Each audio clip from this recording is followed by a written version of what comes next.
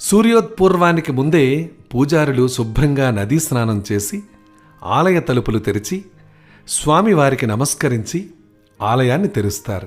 అంటే పూజారులే తొలి దర్శనం చేసుకుంటారు.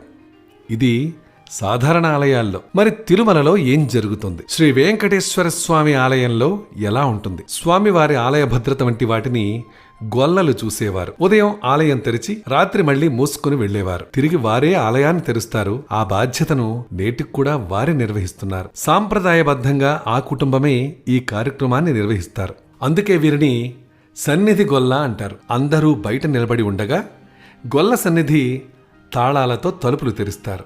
అనంతరం బంగారు వాకిలి వద్దకు వెళ్లి జియంగార్ స్వాములు, వేద పండితులు సుప్రభాతం పఠనం మొదలు పెడుతుండగా సన్నిధి గొల్ల ఆ తలుపులు తెరుస్తారు. దీంతో ఆయనకు శ్రీ వెంకటేశ్వర స్వామి తొలి దర్శనం లభిస్తుంది.